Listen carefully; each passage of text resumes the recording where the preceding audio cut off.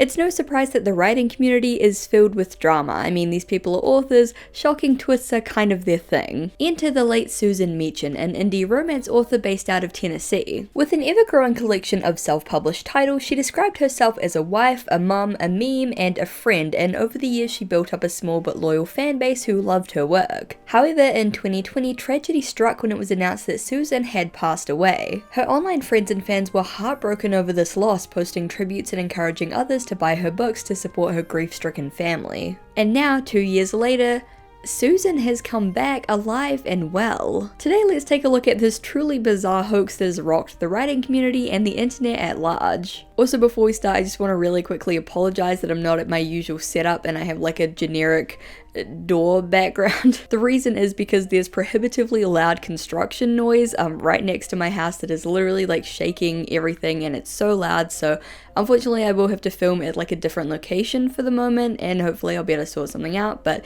yeah, that's the reason. Okay, let's begin. So who exactly is Susan Meachen? Based out of Tennessee, Meachen was a self-published romance author who published her first book to Amazon in 2017 and over the years built up a dedicated fan base of readers. She specialized in what she called perfectly flawed romances, which didn't shy away from darker topics, flawed characters, or unhappy endings. From her About the Author section on Amazon, quote, "I've been an avid reader as far back as I can recall. It was a lifeline to transport me from dark moments in life. My preferred genre to read is historical romance. I love getting lost with the bad boys who were earls, kings, and such. When I decided to jump into the ring of authorship, I had no desire writing the average romance like so many others do. I wanted to make my leads flawed. It's how I came up with my tagline, author of perfectly flawed romances. There's never a guaranteed happily ever after in any of my books, but they are packed full of emotions and love nevertheless." She currently has 12 titles published to Amazon, excluding re-releases and double packs, and as listed they are Chance Encounters Book 1, Stolen Moments, Letting Go, Chance Encounters Book 2, My Crush, Losing Him and Finding You, Special Delivery, Smoky Mountain Love, Losing Hope Book 1 and Finding Me Duet, Finding Faith Book 2 and Finding Me Duet, Never/Ever, His Wicked Way, and lastly, Love to Last a Lifetime. Published in August of 2020, this would be the final novel published by Meachen before tragedy struck,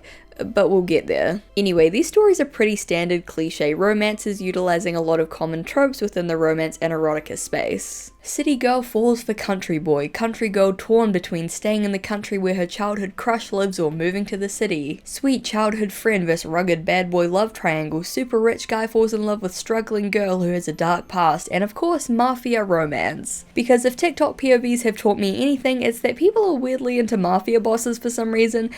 Don't ask me why. So yeah, these books are pretty standard self-indulgent romance stories, which is great. I think that everyone should have a fun, kind of weird self-indulgent creative outlet, and there's clearly a huge market out there for books like this. And they're far from the only tropey self-published romance novels out there. There are thousands of authors who make a living publishing very cheap, like in the $2 to $3 range, romance and erotica books for Amazon and Kindle, often featuring supernatural bad boys, high-powered businesswomen getting into office love triangles, and of course, mafia bosses. While these authors are incredibly passionate about their work and the craft of writing in general, they tend to lack the industry connection that more published authors have. That's why Facebook groups are such an integral part of the self-published Amazon author ecosystem. It gives authors a place to network with proofreaders, publishing assistants, and fellow authors, as well as advertise and share their work with readers. In an interview with CNN, Candace Adams, who met Susan Meachen in 2019, wrote, quote, "I think the best way to explain it is we all have to work together, we all have to market together, we swap releases and information and hold launch parties online. Some of my best friends in the world are authors I've met during my writing journey, and we talk almost every day." Meachen, being a prolific author in the self-published romance space, was herself heavily involved in the writing community and created her own Facebook group which she called The Ward. Throughout the years, she would steadily grow and develop her fan base through this group, and she was also able to connect with other writers, forming friendships with fellow authors in the same writing sphere as her. So life in The Ward remained peaceful for many years. Meachen continued publishing novels and building up her body of work, she continued gaining fans, and it remained as a great place for authors and writers to connect and support each other. It seemed like things could only go up for Susan,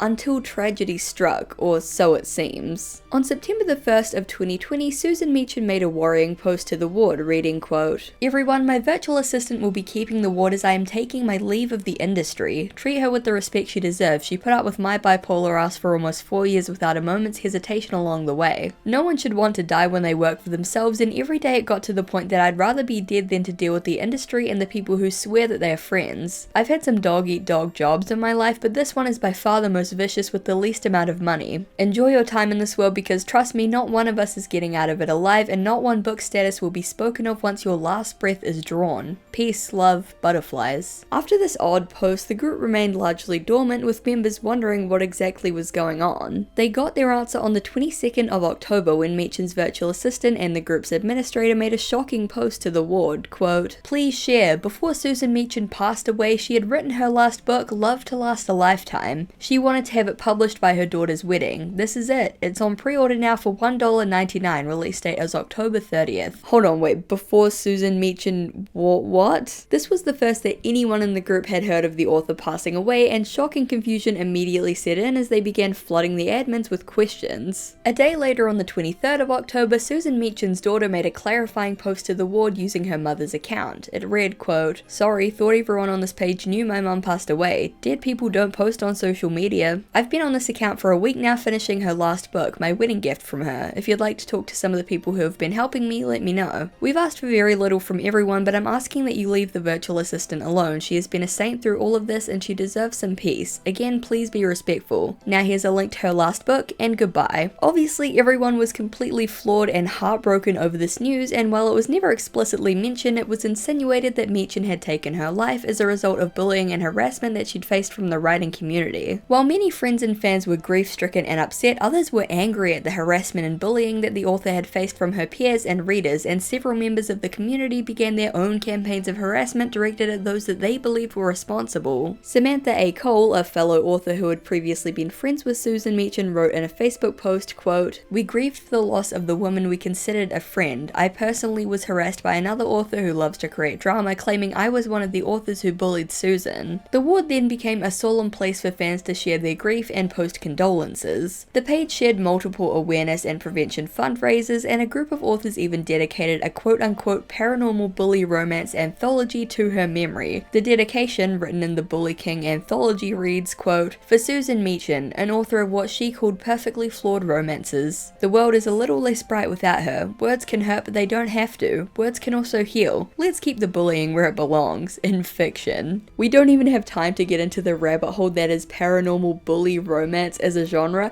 but this is genuinely the strangest dedication I have ever seen. Making a dedication to someone who died from bullying in your sexy fantasy bully romance anthology is a choice. Though Meachen's daughter had expressed an intense hatred of the book world after her passing and wanted nothing to do with it, she decided to finish her mother's final book and publish it to honour her memory. It was advertised heavily on the ward as a way to support Meachen's family and keep her memory alive, and fellow authors and friends brought the book and shared the posts around to raise awareness. However, things in the ward soon began to get weird. Around the time of Susan's passing, her daughter, who was still posting under her account, began to ask around for editors to help her finish her mother's unpublished works. A few days later, she made a post stating that her life was headed in a different direction and asked whether she should keep her mother's books up or take them down. She wrote, quote, "Trying to maintain half of what she did with them is a lot, and personally, I don't see the sales going anywhere now." A month later, in December of 2020, she wrote, "Repeating my mum's words, WTF Amazon, been on the phone for hours trying to set up a special for Chance Encounter and still waiting.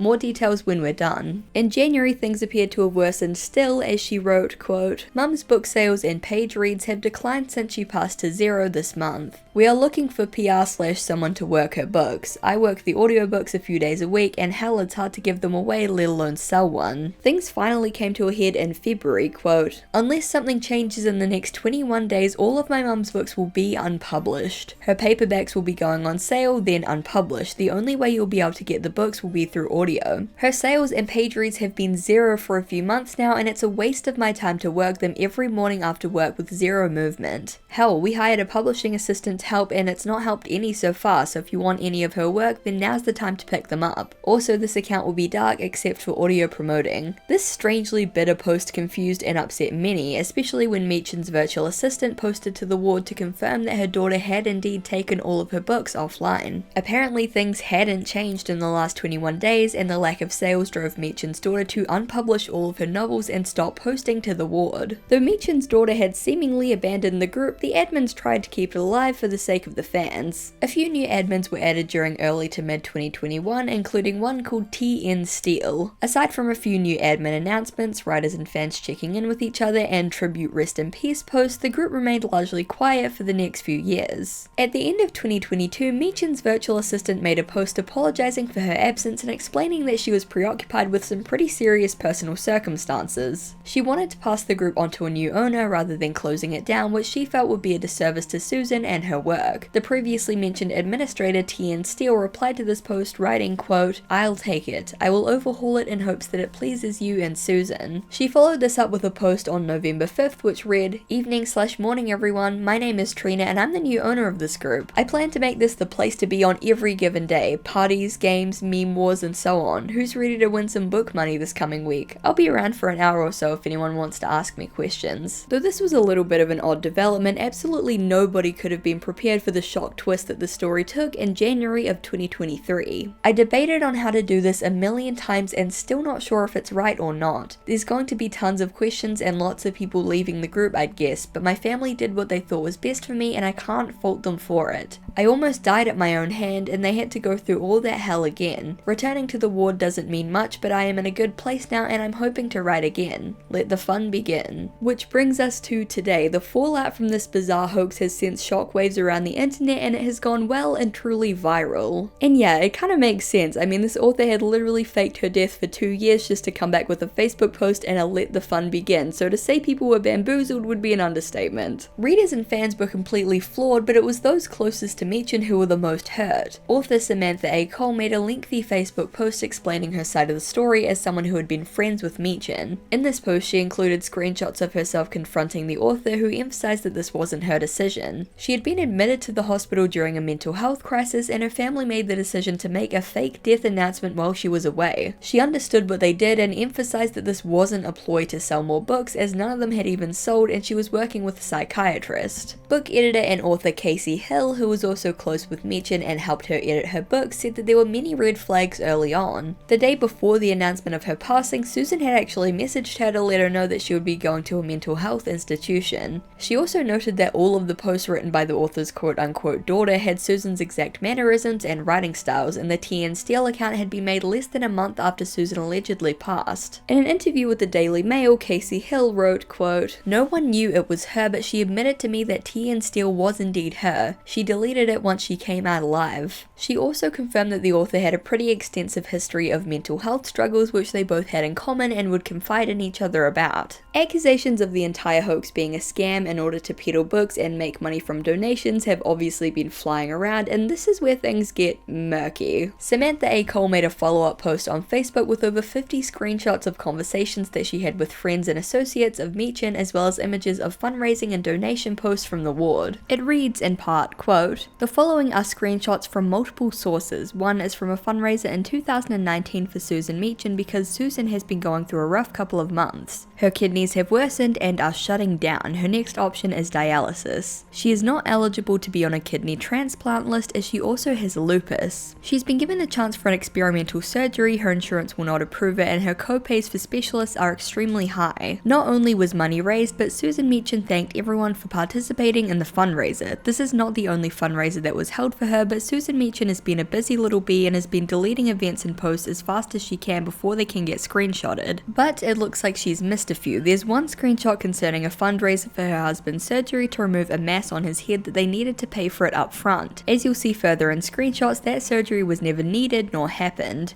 Also, there are screenshots of my conversations with two people. One knows Susan Meachen in real life and was able to verify a lot of what did and did not happen concerning Susan Meachen and her husband. They're from the same small town in Tennessee where everyone knows everyone, and this person has access to Susan Meachen's family members who could confirm that many of the medical issues Susan Meachen claimed she and her husband had, in fact, did not exist. The crux of this post is basically that Susan has had a history of starting up GoFundMes, auctions, and donation pools for various health issues which Cole disputes the legitimacy of. According to the screenshots, the author has claimed in the past to have lupus and cancer, the latter of which inspired her to use the disease as a plot point in one of her books. One woman who claimed to live in the same small town as Meachen and knew her family expressed her doubt about the cancer claims. She also claimed to have kidney issues that required a transplant, which she couldn't get because of her lupus. Again, this has been called into question as generally lupus patients can and do receive kidney transplants. From a comment on Cole's Facebook post, quote, "Lupus does not disqualify you from a kidney transplant, quite the opposite. Many lupus warriors need and receive kidney transplants." Multiple fundraisers were hosted to raise money for these medical issues as well as medical issues that her husband was suffering from, which the community donated to. I want to stress that it's important to take all of this with a huge grain of salt. Out of context pictures of auctions and hearsay from people who claim to know Susan aren't really enough, and while I don't want to discount anyone who's come forward, these are serious accusations that need very concrete evidence to actually back them up. I thought it was important to include as context in this entire story because it does open up questions about a potential history of scamming, but for now there's not enough evidence to conclude anything 100%. So has the author in question actually responded to any of this?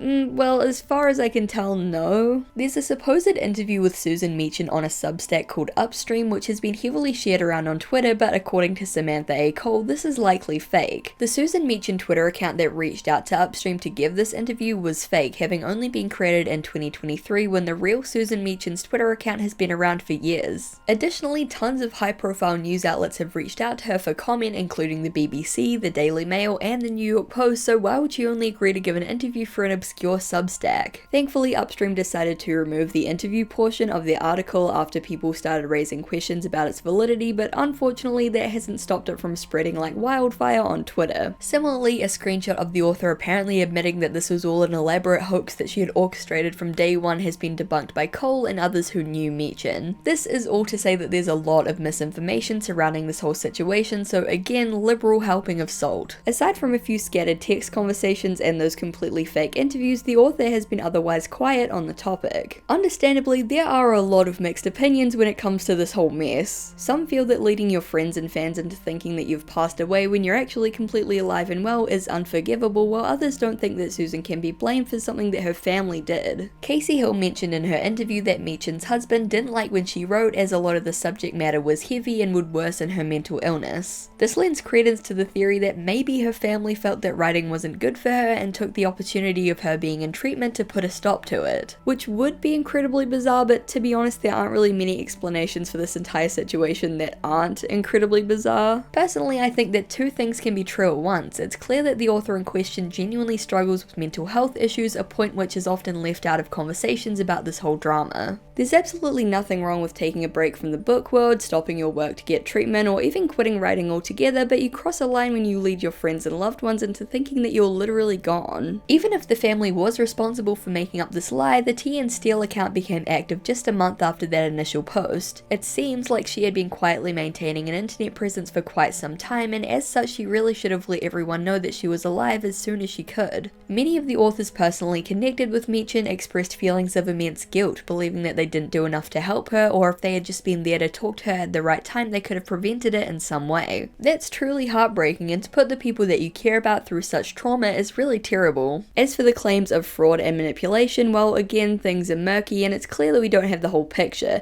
And maybe we never will with how blurry the lines are between fiction and reality. Okay, huge update. Just as I was about to finish editing this video, an article called A Fake Death in Romancelandia was published by the New York Times with an actual legitimate interview with Susan Meachen. In it, the author was quoted saying, "I think it's a very dangerous mix-up, especially if you have a mental illness. I would log on and get in, and at some point in the day the two worlds would collide and it would become hard to differentiate between the book world and the real world. It was like they would sandwich together. The drama and conflict conflict in the book world became a quote-unquote addiction for her, and every time she tried to quit, she'd get a notification and be pulled straight back in. The article confirmed the theory that her family was worried about the effect that the book world was having on her mental health, to the point where her husband asked their daughter to make a fake death announcement. "I told them that she is dead to the indie world, the internet, because we had to stop her, period. She could not stop it on her own. And even to this day, I'll take 100% of the blame, the accolades, whatever you want to call it." Despite the article confirming that police had been involved, she claimed that she broke no laws. Quote, "I'm sorry for their mourning, but from a legal standpoint, I did nothing wrong. Morally, I might have done something wrong, but legally, there's nothing wrong." Now, this article has been controversial in the book world. Many authors who have been invested in the story have criticized the article for placing the blame squarely on the book world, covering the toxicity and drama extensively while underplaying Meachen's own actions. It also failed to mention the extent to which the fake Tea and Steel account was active during this time. Josh Jacobs, at @JoshJacobs on Twitter, wrote, quote, "I have deep empathy for people suffering from intense mental health crises. Where I think the New York Times article about Susan Meachen fails is that it vastly underplays how active Meachen's fake account was during her 2 years, another piece of information barely disclosed. Sure, her husband made a truly horrific choice, but here's the thing, she also made a choice. She chose to continue with the ruse and then randomly changed her mind." On the other hand, some are supportive of the article, claiming that Meachen's ex-friends and those writing articles about the topic are ableist, failing to recognize the large role that the author's bipolar played in this entire situation. Some have criticized the general public's reception to the story, claiming that they are disappointed that Susan Meachen isn't actually dead, and I don't really think that's a fair assessment. I don't think people criticizing the situation want anything bad to happen to this author at all. You're allowed to criticize something without wanting someone literally dead, so I don't know if that's fair. A lot of people have claimed that neither the author nor the family should be blamed for something that they did in a last-ditch attempt to save a loved one's life, and I completely understand this perspective as well. This is very much not a black and white situation. There's a lot of nuance here and clearly a ton of mixed opinions. What is clear is that the gradual unfolding of this bizarre hoax is a reminder that sometimes truth is stranger than fiction. The book world is rife with drama, but it's not often that that drama spills out into the real world in such a shocking way. However you feel about the situation, according to the charts, the author's books have skyrocketed in popularity, which goes to show that these days the saying "any press is good press" could not be more relevant. Thank you guys so much for watching, I really appreciate it. I hope that you enjoyed that video topic. It's a wild one. Like I said, I don't think that we have all the pieces, so I think there will definitely be a lot of stuff coming out probably in the next few weeks or kind of in the future, so yeah, definitely take all of this with a grain of salt. And yeah, I'm looking forward to seeing how things unfold further. Again, I'm really sorry about the background. The whole construction thing is so annoying, and I think it's probably going to be for the next few months, so I might have to film here for the foreseeable future, or maybe I'll find a workaround when on days that they're not drilling giant holes in the earth. I don't know how construction works. But yeah, thank you guys so much for watching. I really appreciate it, and I really hope to see you in the next one. Bye! A huge thank you to my Garfield overlords over on Patreon: Tenterbat, Oliver Lols, Caramel Coffee Bean, Blue Mayfeld, Electro Kitten, Katrina Likes 5e Stuff, Fitzy, Jorge K. Cruz, Matt LRJ, Michelle Olsen, Doug, SHSL Sunsun, Charlie B, Dana Homegardener, Simon, John Leach, Xavier Araujo, Ren Pendragon, Helm Hamburger Hand, Sheriff Whiskey, Dozo Blint, The Furby Librarian, Astrian Vortex, Fish000, Jesse Chisholm, Grip Gunderson, Joe Bradshaw, and Arcantilus. Thank you guys so much for supporting me, it means the world. If you want to join these guys over on Patreon, the link will be in the description. And yeah, thank you guys so much for watching. I really appreciate it, and I really hope to see you in the next one. Bye!